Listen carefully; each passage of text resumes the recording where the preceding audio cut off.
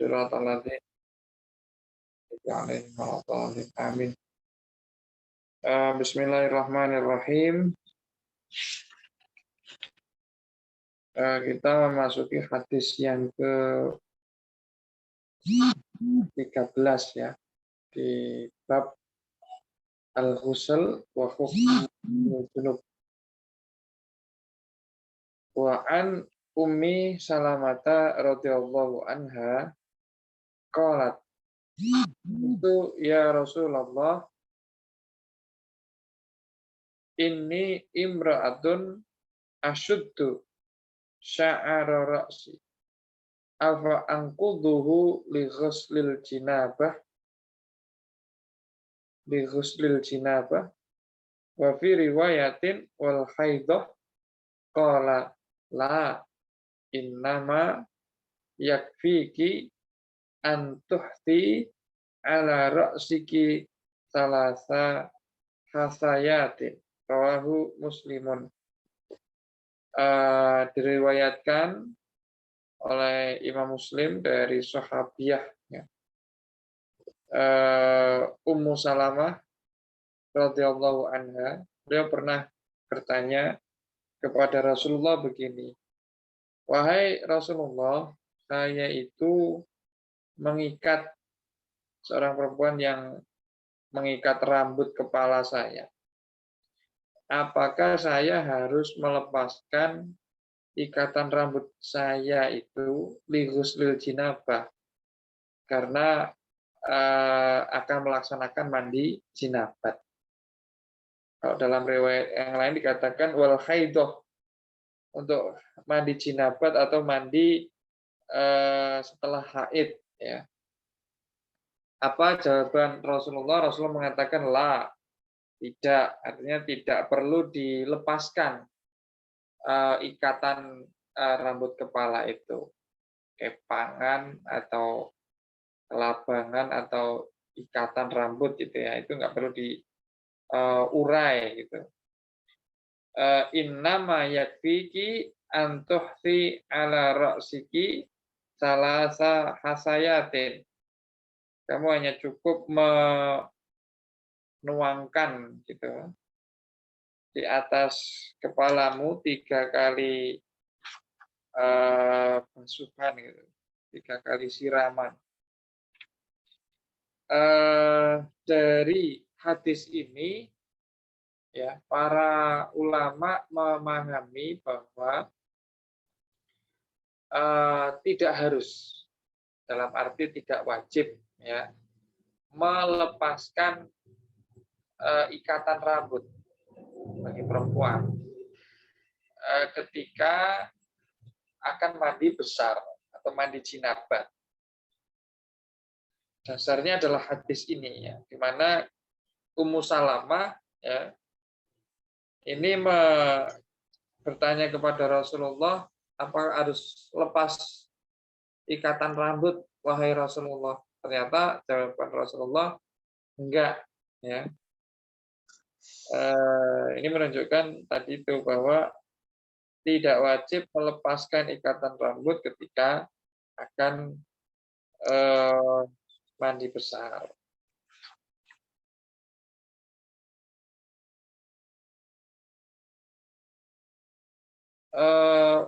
Wa'an Aisyata, kalau di dalam mazhab Syafi'i ya, yang penting air itu bisa menjangkau bagian dalam rambut kepala gitu ya, menyentuh rambut kepala, jadi nggak perlu diuraikan ininya, rambutnya, nggak perlu dilepaskan ikatan rambutnya, yang penting air itu bisa masuk aja gitu. Hadis selanjutnya, wa'an Aisyata radhiyallahu anha, dari Sayyidah Aisyah radhiyallahu anha qalat, qala Rasulullah sallallahu alaihi wasallam, Rasulullah mengatakan begini, inni la uhillu al masjida liha'i wala junubin. Rawahu Abu Dawud wa shahhahahu Ibnu Khuzaimah. Rasulullah pernah mengatakan, saya tidak menghalalkan masjid bagi orang yang haid dan orang yang junub. Hadisnya diriwayatkan oleh Imam Abu Dawud dan dinilai sahih oleh Imam Ibnu Khuzaimah. Nah, hadis ini menjadi dalil ya bahwa perempuan yang sedang haid dan orang yang sedang junub itu tidak boleh masuk masjid. Nah, ini pendapat mayoritas ulama. Berdasarkan hadis ini, perempuan yang haid itu tidak boleh masuk masjid, hukumnya haram gitu ya. Tetapi ada sebagian ulama ya yang membolehkan. Misalnya Imam Al-Muzani, muridnya Imam Asy-Syafi'i. Juga Daud bin Ali Al-Zahiri, muridnya Imam Syafi'i juga yang bikin mazhab Zahiriyah. Nah, mereka termasuk yang menghukumi mubah, boleh perempuan yang haid atau orang yang junub ya masuk masjid.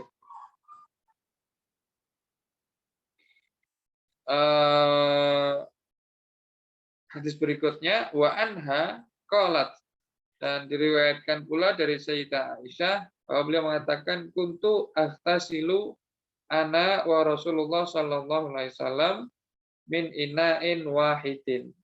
Saya mandi ya bersama Rasulullah dari satu wadah min ina'in wahidin.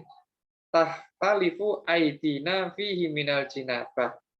Tangan kami saling bergantian mengambil air maksudnya. Minal jinabati, mandi ini kami lakukan setelah mengalami jinabat. Muttafaqun alaihi, hadis ini diriwayatkan oleh Imam Al-Bukhari dan Imam Muslim.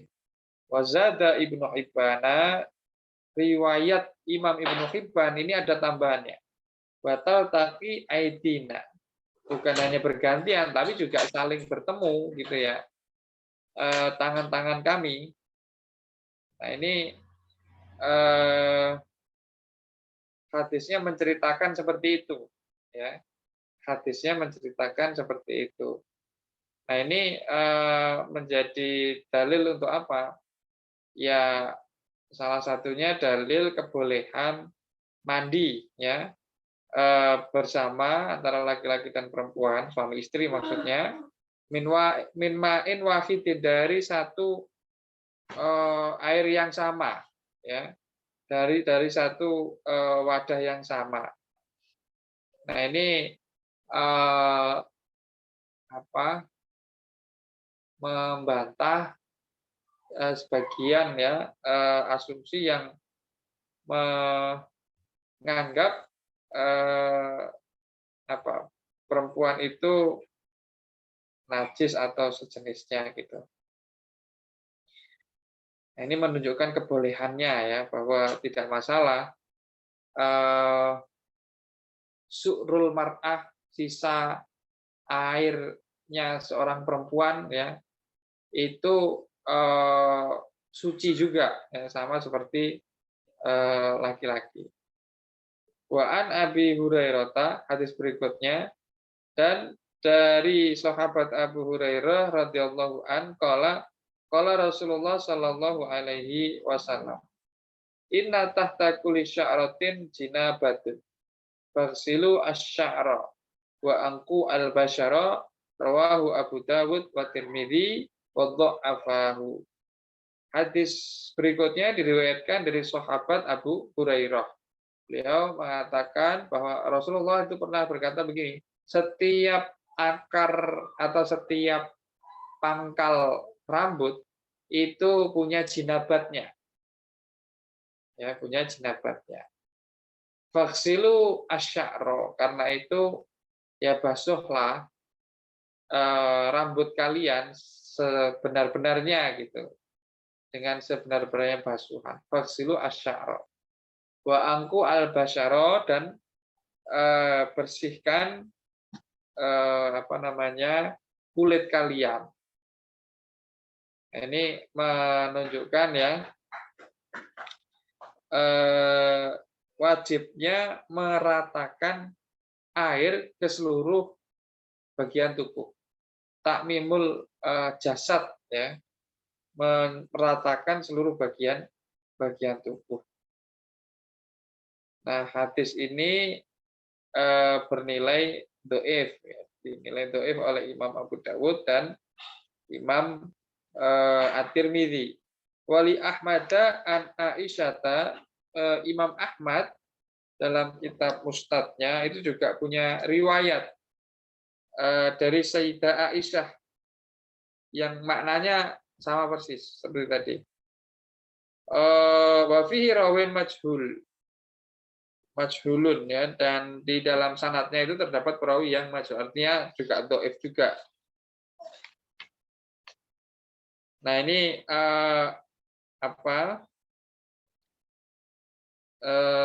menjadi salah satu dalil, ya, penguat bahwa kalau kita mandi besar itu harus meratakan air ke seluruh bagian tubuh, ya, tanpa terkecuali. Karena itu ya dianjurkan. Tadi itu misalnya kalau rambut kepalanya itu dikepang, diikat, dianjurkan untuk dilepas, ya. Kemudian menggosok, ya, adalku atau tadaluk, menggosok kulit kita, ya, ketika mandi itu ya dianjurkan, ya, agar lebih rata. Nah, kalau zaman sekarang itu ada kesan begini, kalau mandi jinabat, mandi besar itu harus keramas. Nah, ini yang kurang tepat, gitu ya. Yang tepat itu ya cukup dialiri air aja, gitu ya. Cukup dialiri air aja, yang penting rata. Dan yang kedua, diniati menghilangkan hadas besar di basuhan yang pertama. Itu dua hal yang harus diperhatikan ketika kita mandi besar. Ya, jadi nggak harus sampoan, sabunan pun sebenarnya juga nggak harus, cuman karena kadang kebiasaan aja, gitu ya. Kalau mandi nggak pakai sabun itu nggak enak. Kalau mandi besar, jinabat nggak pakai sampo, kayaknya kok kurang maksimal, gitu, kurang seger. Nah, itu ya boleh-boleh saja ditambahkan pakai sabun atau pakai sampo, gitu ya. Tapi itu bukan kewajiban, ya, bukan kewajiban. Mungkin itu Bapak Ibu sekalian hadis yang bisa kita pelajari pada malam hari ini. Jadi ada beberapa hadis tadi itu, ya. Ada hadis tentang apakah harus melepas kepang rambut atau tidak. Kemudian hadis tentang perempuan haid dan laki-laki yang junub itu dilarang masuk masjid, ya, hukumnya haram. Dan yang terakhir tadi, ya, kewajiban untuk meratakan seluruh bagian tubuh dengan basuhan. Itu mungkin sekarang mungkin kita hafalan saja. Kita hafalkan hadis dari Sayyidah Aisyah, ya, tentang keharaman atau larangan perempuan haid dan laki-laki yang junub, ya, masuk masjid. Orang yang junub masuk masjid. Saya akan baca dulu. Wa an Aisyah radhiyallahu anha qalat qala Rasulullah sallallahu alaihi wasallam, ini la uhillu al masjida li haidin wala junubin. Oke, silahkan diulangi Bapak Ibu sekalian. Wa an Aisyah. Wa an Aisyah radhiyallahu anha qalat qala Rasulullah sallallahu alaihi wasallam, inni la akhallu al masjida haidin wa wala junubin. Rawahu Abu Dawud wa sahahahu Ibnu Majah. Ibnu Huzaimah. Baca sekali lagi. Wa an Aisyah radhiyallahu anha qalat qala Rasulullah sallallahu alaihi wasallam, inni la uhillu al-masjida bihaidin wala junubin. Wa an Aisyah radhiyallahu anha qalat qala Rasulullah sallallahu alaihi wasallam inni la ukhilla li khaidin المسجد wala junubin. لهائب ولا جنوب. Oke, kita baca sambil pejamkan mata ya. Wa an Aisyah radhiyallahu anha qalat. قال رسول An الله صلى الله Aisyah radhiyallahu anha qalat qala Rasulullah sallallahu alaihi wasallam inni la ukhilla li khaidin wala junubin. المسجد لهائد ولا جنوب. Rawahu Abu Dawud wa sahahahu Ibnu Khuzaimah. Rawahu Abu Dawud wa sahahahu Ibnu Khuzaimah. Tidak menghalalkan masjid untuk perempuan yang haid dan orang yang junub. Ya, seperti itu. Mungkin ada yang ingin ditanyakan dulu sebelum kita tutup. Silakan. Saya Ustaz, tanya Ustaz. Ya, silakan. Tadi kan ada keterangan yang rambut diikat itu Ustaz ya. Iya. Ketika mandi junub kan tidak usah dibuka. Bagaimana kalau misalkan ini Ustaz, rambut yang rontok itu berarti juga perlu diikut sertakan ketika kita mandi Ustaz? Atau gimana? Iya. Kalau bagian yang sudah rontok ini ya sebenarnya tidak ada aturannya ya kalau dalam hadisnya. Tidak ada perintah, tidak ada larangan mau diapakan. Tapi kita perlu pahami dulu tentang tujuan mandi junub ini. Mandi jinabat itu tujuannya adalah untuk membersihkan badan dari hadas besar. Ya. Nah, apa tujuan untuk dibersihkan ini? Yaitu biar ibadah sholatnya sah. Ya. Nah, kalau terkait dengan rambut yang sudah terlepas, apakah itu akan kita bawa sholat? Tentunya kan tidak. Nah, dengan demikian sebenarnya nggak dibersihkan pun ya itu tidak apa-apa juga ya, tidak apa-apa juga. Artinya sholat kita nanti ya tetap sah gitu loh. Bukan kemudian mandi jinabat kita dianggap kurang gitu ya.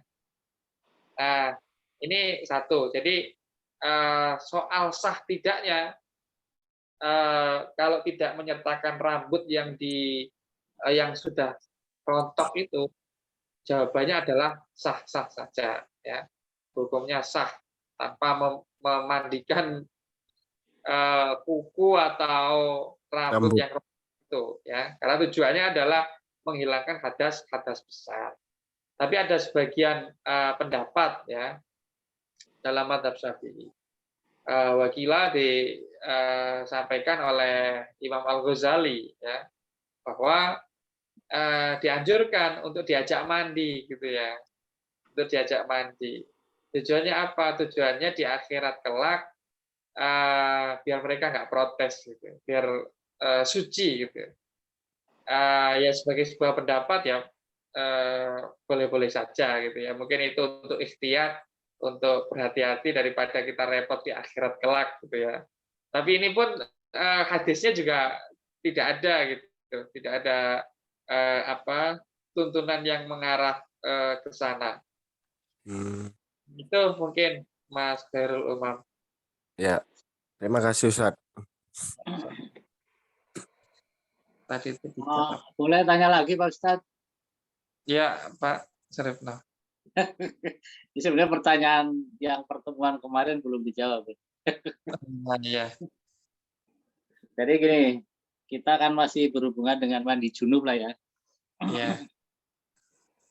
Yang kemarin pertanyaan saya kan begini, ketika kita sedang mandi junub, proses mandi lah, biur tapi belum selesai mandi, kemudian tiba-tiba kok pipis atau buang angin gitu. Ya.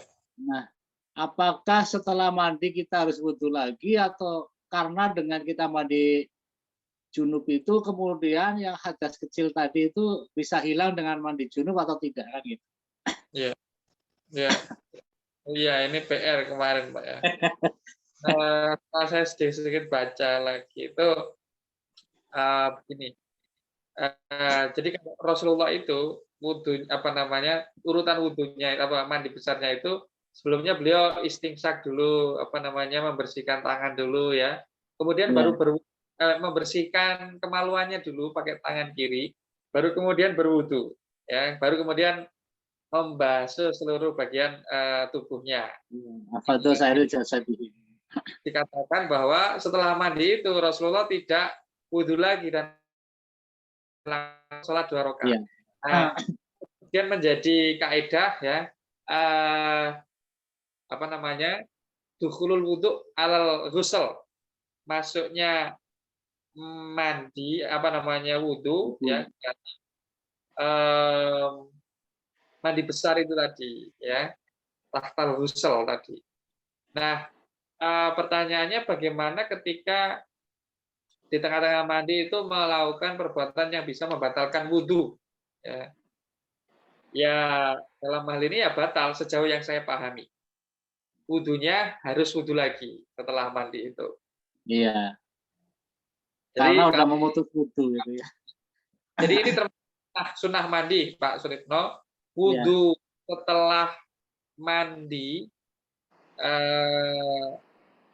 atau sebelum mandi itu ya, itu adalah perkara yang dianjurkan min sunanil wudhu, min sunanil ghusli, ya min sunanil ghusli. Nah, kalau bisa dilakukan ya dapat pahala, ya.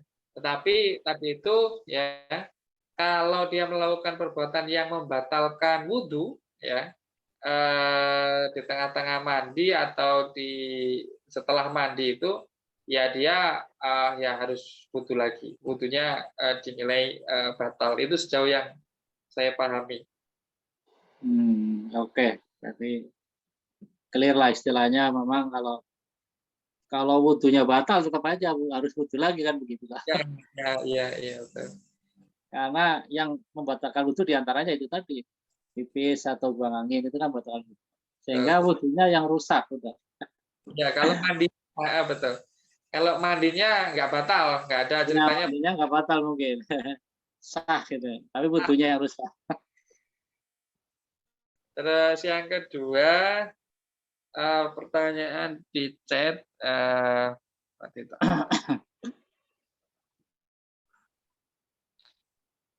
Ada haid, tapi acara pengajian bersama seorang ustaz diadakannya masjid. Kita sebaiknya tidak berangkat karena masih haid. Ya kalau mendengarkan pengajian kan ya bisa di luar ya. Kalau biasanya pengajian di masjid itu kan di speaker gitu ya. Masa nggak kedengeran sih gitu. Saya kira nggak perlu dipertentangkan, dicari aja caranya gimana biar tetap ngaji lah kalau pengen ngaji. Pokoknya harus masuk ke dalam masjid, yaitu termasuk masalah khilafiyah, tapi masalah pendapat mayoritas ulama yang mengatakan haram ya, pendapatnya ya mengatakan haram. Kalau pengen yang membolehkan ya taklid kepada ulama yang membolehkan, salah satunya Imam Al-Muzani itu kalau benar-benar kepepet ya, kalau ngebet banget pengen ngaji itu.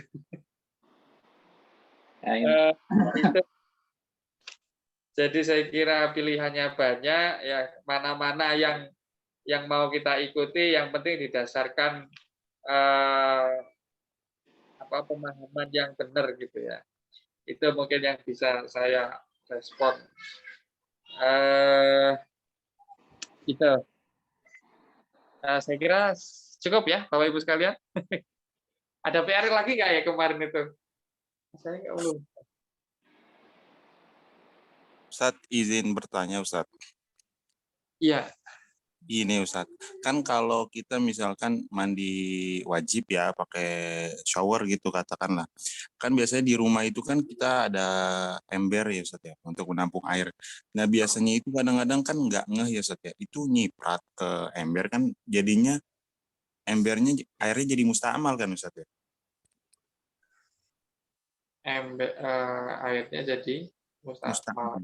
Iya. Nah, nanti ketika misalkan kita selesai mandi, kita keluar kamar mandi, ada keluarga kita yang ke kamar mandi gitu. Kita nggak buang tuh airnya, terus dipakai untuk misalkan membersihkan najis gitu, istinja. Kan jadinya nggak hilang Ustaz, najisnya ya, karena air tersebut mustakmal. Oke. Jadi cara menghilangkan sifat mustakmalnya sebenarnya gampang. Tinggal dialirin air aja. Tinggal dialirin air aja itu sifat mustakmalnya hilang gitu ya. Isi air lagi gitu Ustaz, sampai luber gitu Ustaz. Dibuka aja begitu. Itu yang pertama. Kemudian yang kedua, kalau menghilangkan najis ini lebih ketentuannya lebih longgar gitu ya dibanding menghilangkan hadas. Karena menghilangkan najis itu begini, bahkan tidak pakai air pun bisa, ya. Bahkan tidak pakai air pun bisa. Yang penting ainiyahnya, zatnya najisnya itu hilang, ya. Misalnya kasur kena ompol anak gitu ya. Ya itu sebenarnya nggak perlu dicuci juga, ya. Nggak perlu dicuci juga. Cukup dengan menggunakan metode tajfif. Apa itu tajfif? Tajfif itu pengeringan, tinggal dijemur di terik matahari. Yang penting baunya hilang, ya, zatiahnya hilang. Karena kalau sudah kering itu sudah suci. Jadi kalau masih ada baunya, nah ini masih dianggap dihukumi najis gitu ya. Nah demikian pula ketika kita misalnya ada karpet ya luas banget kena kotoran ayam, ini nggak perlu kita cuci semuanya, nggak perlu. Cukup daerah yang kena kotoran ayam itu ainnya ayam itu ya apa namanya zat itu dihilangkan sampai tidak tersisa sama sekali. Kalau perlu digosok-gosok pakai batu bata atau apa, yang penting benar-benar hilang. Habis itu disiram pakai air 1 gayung. Nah itu kalau sudah kering sudah suci. Nah ini bahkan kalau tidak salah ini ya, tidak harus mensucikan juga sih kalau seperti ini.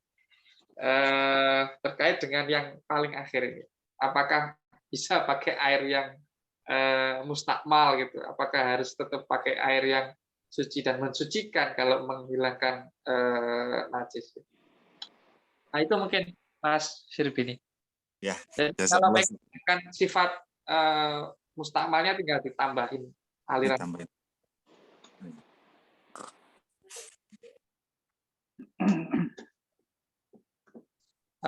Baik Bapak Ibu sekalian, mungkin itu yang bisa kita kaji pada malam hari ini. Semoga apa yang kita pelajari, kita hafalkan tadi menambah ya perbendaharaan kita terkait dengan hadis-hadis hukum ya, terutama terkait dengan ibadah. Semoga ini dicatat oleh Allah sebagai upaya kita dalam tafakuh bidin ya, mayuridillahu bi khairan yufaqihu ya rabbal alamin. Mari kita tutup dengan baca surat Al-Fatihah. Al-Fatihah. Alhamdulillahirabbil alamin. Iyyaka na'budu wa iyyaka nasta'in.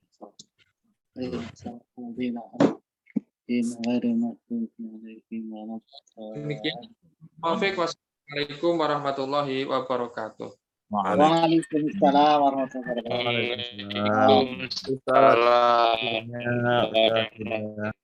wabarakatuh.